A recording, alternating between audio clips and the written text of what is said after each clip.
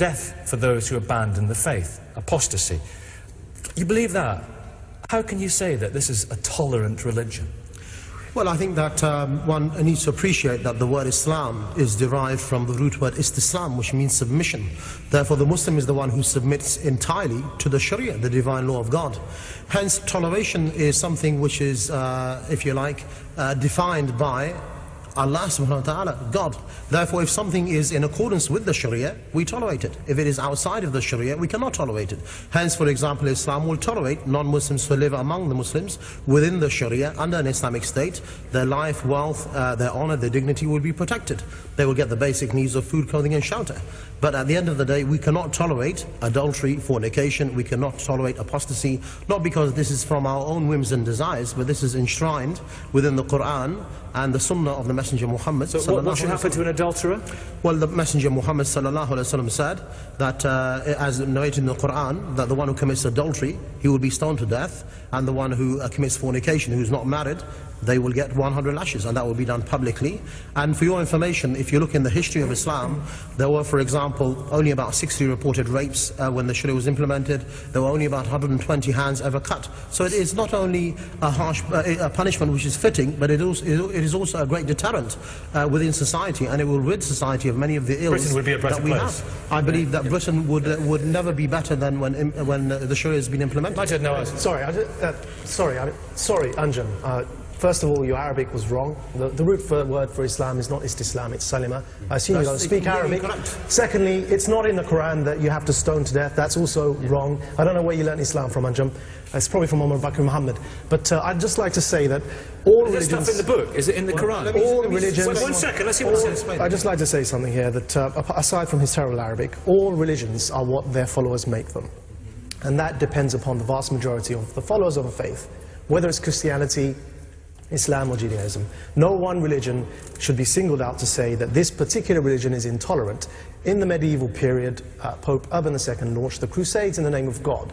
And today we have people like Anjem speaking the way he just did. I think the difference is that the problem today happens to be that many Muslims have subscribed to something we call Islamism, whereby they believe Islam is a political ideology that must be forced upon people in their preference is at the end of a sword. Is he a real Muslim? Well, can I just is he a real Muslim? In the Quran, Allah said, He said, whatever the Prophet brought, take it. Whatever he left, leave it. So everything is enshrined within the Quran, which is explained by the Sunnah of the Prophet's sayings, actions, consent. But can I just say that, you know, the lady there is not the only one from the Council of Ex-Muslims. Majid Nawaz is a well-known sellout, and he's a non-Muslim, he's a Catholic. So I think that you need to have Muslims to talk about Islam. What's the punishment? What's the punishment in hell? What's the punishment in hell? You cannot ally with the American and British establishment. What's the punishment waiting for him? What's the punishment waiting for him in hell? Well, he will be in the hellfire. But the point is that he needs to retake his shahada. What would you do to me, Anjem? Let's talk in a minute about apostasy. I'd rather make mistakes from Arabic than leave the deen of al-Islam like Majid Nawaz. Now, Douglas Murray, is there a problem actually in the Holy Book, in the faith, or is the problem in some of those, like this gentleman, and their interpretation of it? Well, we're very lucky that most Muslims don't think anything like Anjem Choudary, or we'd really be in trouble.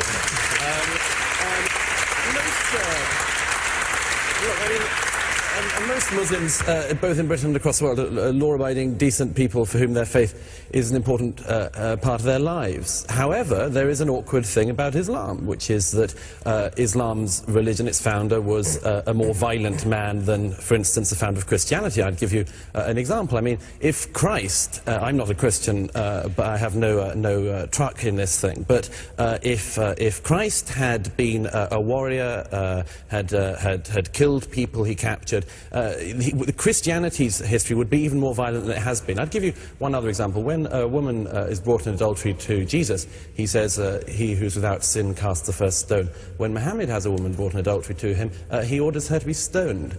This would be a very different outcome. Now, fortunately, as I say, there's no doubt about this, about the nature of Muhammad as a beginner of a religion. There's no doubt about that, but there is also no doubt about the fact, as I say, that most Muslims don't behave in that way. Because religion is open... Sorry, Douglas, that's untrue. It's untrue. You've deliberately picked on one example, and that is Jesus Christ, the prophet of God. Before that, there were many other prophets that Christians also believe in, such as the prophets of the Old Testament, who launched wars, who were kings, King Solomon, King David. And so hold on, Douglas, I'm making a point here, which is that prophets, during those times, some of them fought, some of them didn't fight, some of them it's disputed whether they fought. The point is that all religions are interpreted. We can't say here that Islam is one thing or another. But Jesus' message is very clear. He never said to stone anyone to death, Jesus, did he? I think it's disputed, even the fact that the Prophet Muhammad stoned people to death. That's not a fact. That's not a fact. But yeah, you can in a minute. Harris Rafiq. Yeah, just... Wow, wow, wow, wow, wow, wow, wow. Did those fireworks, they were flying fast, furious, and fiery. Anjem Choudary was he just basically laid it out. There's no black and white, I mean, right? There's no gray. There's no gray area there. It is black and white with him. This is the way it's going to be. We want a theocratic state. We want the kingdom of Islam to be the dominant religion in the whole world. We want to start it off here in the British Empire and expand from there. That's exactly what we're looking at, a theocratic state, and everybody will be subjugated to that, whether they're Christians or atheists or Jews or Hindus or whatever. And it is that theocratic state, that caliphate, that they're talking about establishing here, where there will be no separation of church and state. Because one thing in Islam, there is no separation of church and state. So if an Islamic government, and there's 50 plus nations right now, I believe, that are Muslim, maybe slightly more, but they are Muslim majority nations. If they want an Islamic form of government, if they want to be a political form of Islam, if they want to be theocratic, if they don't want the separation of church and state, that's up to them, because the people have decided to vote in that direction. If they want to implement Sharia, they can. And I'll tell you, the implementation of Sharia, it is different from one Muslim country to another Muslim country. Something that would be considered to be against a religion in one country is perfectly fine in another country. I mean, for example, it's Sharia law in Saudi Arabia for a time being was women couldn't drive. Now tell me, was there any motor vehicles during the time of the ancient prophets? Of course not. Where did this come from? It was a man-made law, cultural. The Arabs, the men didn't want their women driving. Somebody put it in the religious format and said that's Sharia law. Nowhere else is that found, but it is Sharia law, or was Sharia law a part of the Saudi kingdom until just recently, where women were given the allowance to drive now. So what's happening is that you have interpretation, you have doctrine that is coming from the scriptures, and then you have people, holy men, saints, Sufis, that are putting their own interpretation into it, and now you have an amalgamation of something that either somebody is say that this we believe is completely divine scripture, it is apart from any man-made interpretation, or this is part from what God has said, but a man has said something inside here, or a jurisprudence scholar has, interpreted it this way, and this is the direction we're going in, and another Muslim state says we're going to go in another direction. That's all fine and good. But getting back to the thing is that we cannot allow a theocratic Islamist state to take foot in Western Europe or on the shores of the United States of America or any place else, especially in countries that are not Muslim. They're Judeo-Christian or Western European. They've got that Judeo-Christian philosophy from which they sprung forth. Those, Anjem Choudary wants to wipe those out. That's Islamist thinking, complete, and needs to be, just absolutely needs to be challenged in every way, shape, and form. He can voice those opinions, that's perfectly fine. He's allowed to do that, his freedom of speech rights. But when it comes to action, if he starts to propagate those through joining with terrorist organizations, of which he has been a part of, aid and comfort to terrorist organizations, that's where it needs to be silenced. That's where it needs to be stopped. That's where he needs to be told, if you continue in this regard, there will be repercussions, jail time, or you cannot just go about spouting this kind, of hatred, this kind of Islamism that can lead, to certain types of action, which would lead to harm to the society at large. Anyways, folks, this is what we have on tap for you today. You're watching the Dr. Nasir Shaikh Show. I'm your host, Dr. Nasir, where I give you my political prescription from my political perspective of what's happening when people like Anjem Choudary come together face to face with other people from Britain, with Douglas Murray, Majid Nawaz. So you've got social media, you've got culture, you've got religion, you've got politics, you've got government, you've got policy, all come crashing together. Let's get back to the debate right now. Prophet ordered people to be stoned to death. Right, okay. That case itself was where the woman insisted that she had punishment. There was one case where the woman was stoned, and that was when she came to the Prophet Muhammad, peace upon him, and said, I have committed adultery. The Prophet, peace upon him, turned his face away. She asked him again, I've committed adultery. Only when she asked the third time for a punishment was the punishment insisted on. That is the only Should he case. not have still said no? I beg your pardon? Should he not have still said no? No, she insisted that she be punished. But coming back to the original point, in terms of Sharia, first of all, there is nothing in the British law that actually prevents me from practicing my faith. So there's no need for Sharia law in this country. And secondly, there's nothing. And secondly, the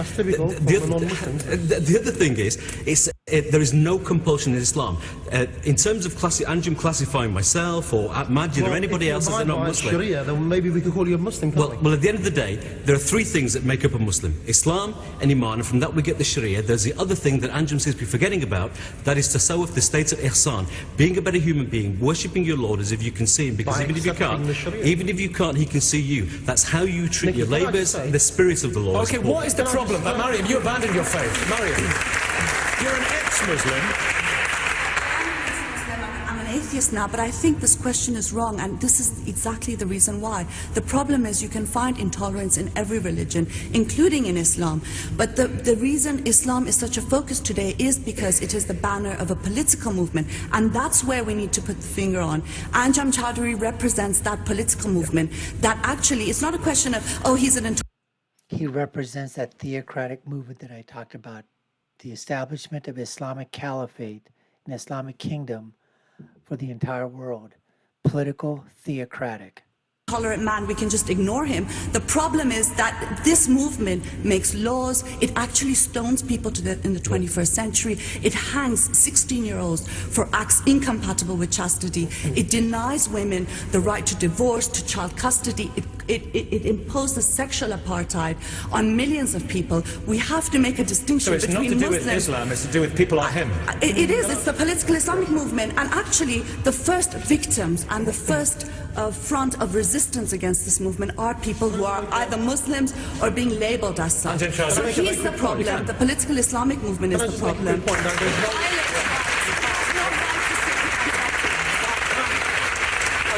point that people say that you can be a gay Muslim, you can be a political Muslim, you can be a radical Muslim.